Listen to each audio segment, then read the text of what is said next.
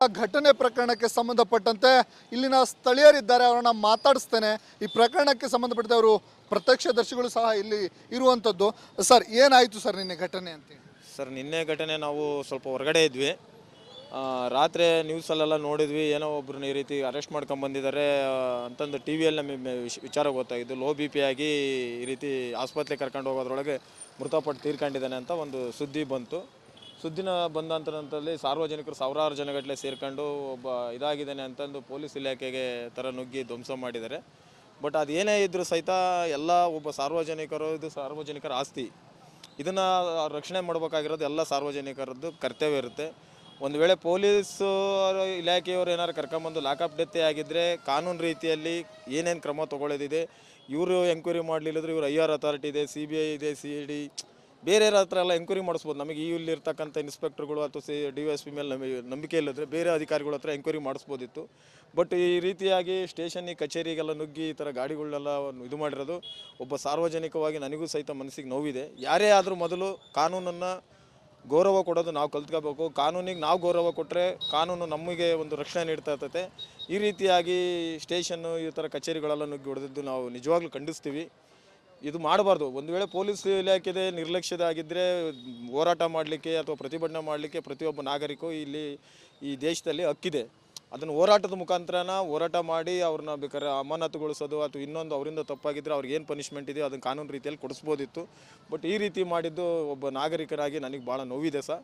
ಅದು ಸರ್ಕಾರದ ಆಸ್ತಿ ಅಂದರೆ ನಮ್ಮ ಆಸ್ತಿನೇ ಹಾಳು ಮಾಡ್ತಾರೆ. ನಮ್ಮ ಆಸ್ತಿನ ನಾವೇ ಹಾಳು ಮಾಡ್ಕೊಂಡಿದ್ದಂಗೆ. ಇವರೇನು ಪೊಲೀಸ್ ಇಲಾಖೆ ನಿರ್ಲಕ್ಷ್ಯ ಮಾಡಿದರೆ ಇಲ್ಲೆಲ್ಲ ಇನ್ನೊಂದು ಹತ್ರ ಹೋಗಿ ಡ್ಯೂಟಿ ಮಾಡಿರ್ತಾರೆ. ಬಟ್ ಇದು ಒಂದು ಚನ್ನಗಿರಿ ತಾಲೂಕು ಇಡೀ ರಾಜ್ಯದಲ್ಲಿ ಒಂದು ಹೆಸರು ಮಾಡಿರ್ತಕ್ಕಂಥ ತಾಲೂಕು. ಈ ರೀತಿ ಆಗಿದ್ದು ಒಂದು ಪ್ರಕರಣ ನೆನೆಸ್ಕೊಂಡ್ರೆ ನಾವು KGHಳ್ಳಿ ನಡಿ ಈಗ ಶುರು ಮಾಡೋಣ. ಕೇಸರಿಯಿಂದ ಮನೋಲ್ಲಾಸ ಮನಸ್ಸು ಮತ್ತೇರಿ ಕುಣಿದಾಡಿದೆ ನೋಡು, ಮನಸ್ಸು ಮತ್ತೇರಿ ಕುಣಿದಾಡಿದೆ ನೋಡು.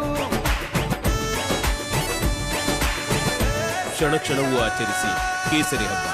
ವಿಮಲ್ ಬಾಯಲ್ಲಿ ಹೇಳಿ ಕೇಸರಿ. DGಹಳ್ಳಿ ಪ್ರಕರಣದಲ್ಲಿ ಸಹಿತ ಇದು ಹಿಂದೆ ಆಗಿದ್ದು, ಅದು ಇಲ್ಲಿ ನಮ್ಮ ಚನ್ನಗಿರಿ ತಾಲೂಕಲ್ಲಿ ಎಲ್ಲಿ ಮರುಕಳಿಸ್ತಿದೆಯಲ್ಲ, ಈ ರೀತಿ ಆಗ್ತಿದೆಯಲ್ಲ ಅಂತ ಮನಸ್ಸಿಗೆ ಭಾಳ ನೋವಾಗ್ತಿದೆ. ಈ ರೀತಿ ಆಗಬಾರ್ದು, ಇನ್ಯಾವತ್ತೂ ಸಹಿತ ಆಗಬಾರ್ದು. ಚನ್ನಗಿರಿ ತಾಲೂಕಿನ ಎಲ್ಲ ಜನಗಳು, ಹಿಂದೂ ಆಗಲಿ ಮುಸ್ಲಿಮ್ಸ್ ಎಲ್ಲರೂ ಒಂದು ಸೌಹಾರ್ದಿತ ಪ್ರೀತಿಯಿಂದ ಇದೀವಿ ಇಲ್ಲಿ ತನಕನೂ. ಯಾವುದೋ ಒಂದು ಇಲಾಖೆಗೆ ರೀತಿ ಮಾಡಿದ್ದು ಭಾಳ ಅಕ್ಷಮ್ಯ ಅಪರಾಧ. ಇದನ್ನು ಮಾಡಬಾರ್ದು.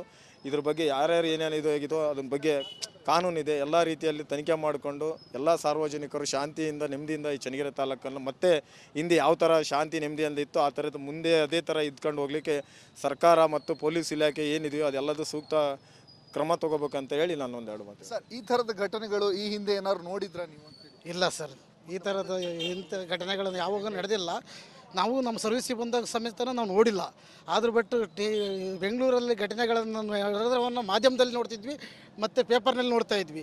ಇದು ಇನ್ಸಿಡೆಂಟ್ ನಡೆದಿರೋದು ನಮಗೂ ಭಾಳ ನೋವಿನ ಸಂಗತಿ. ಇನ್ನೊಂದು ಏನಪ್ಪ ಅಂದರೆ ನಮ್ಮ ಆಸ್ತಿಗಳನ್ನು ನಾವೇ ಹಾಳು ಮಾಡ್ಕೊಂಡಂಗೆ. ಇದು ಗೋರ್ಮೆಂಟ್ ಪ್ರಾಫಿಟ್ ಅಲ್ಲ, ಇದು ನಮ್ಮ ಆಸ್ತಿ, ನಮ್ಮ ಟೇಷನ್ನ ನಾವೇ ಹಾಳು ಮಾಡ್ಕೊಂಡ ರೀತಿಯಾಗಿ ನೋವಾಗ್ತಾ ಇದೆ ಅಷ್ಟೇ.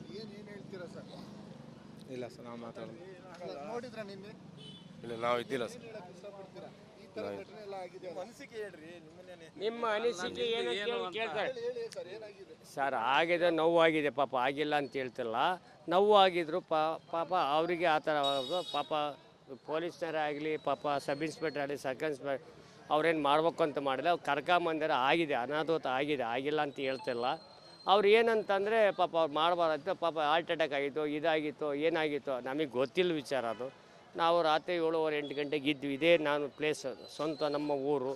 ನಾವು ಆದ್ರೆ ಗಲಾಟೆ ಆದಾಗ ನೋಡಿದ್ರಾ ಜನ? ನಾವು ನೋಡಿ ಸರ್, ಪಾಪ ಅವರಿದು ಗಲಾಟೆ ಮಾಡಿದ್ರೆ ಎಲ್ಲ ಗಾಡಿಗಳಿಗೆ ಗ್ಲಾಸ್ ಎಲ್ಲ ಹೊಡೆದಿದ್ದಾರೆ.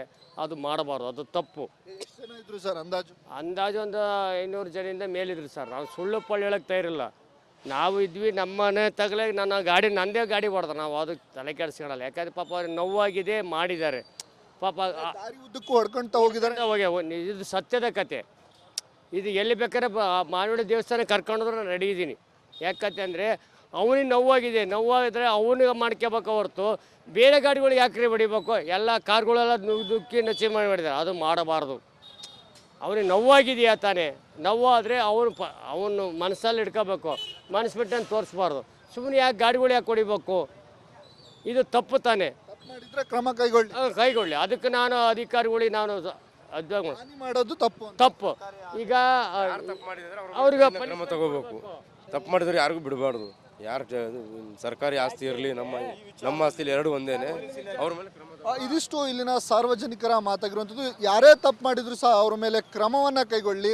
ಆದರೆ ಸರ್ಕಾರದ ಆಸ್ತಿ ಅಂದರೆ ಅದು ನಮ್ಮ ಆಸ್ತಿ, ನಮ್ಮ ಆಸ್ತಿಯನ್ನು ಹಾಳು ಮಾಡುವುದು ಸರಿಯಲ್ಲ. ಹಾಗಾಗಿ ಯಾರು ನಿನ್ನೆ ಈ ಘಟನೆಯಲ್ಲಿ ಭಾಗಿಯಾಗಿದ್ರೋ ಅವರ ಮೇಲೆ ಕ್ರಮ ಆಗಲಿ ಅನ್ನುವಂಥದ್ದು ಇಲ್ಲಿನ ಸ್ಥಳೀಯರ ಆಗ್ರಹವಾಗಿರುವಂಥದ್ದು. ಕ್ಯಾಮ್ರಾ ಪರ್ಸನ್ ಚಿರಾಗ್ ಜೊತೆ ಭೀಮಾ ನಾಯ್ಕಸ್, ದಾವಣಗೆರೆ.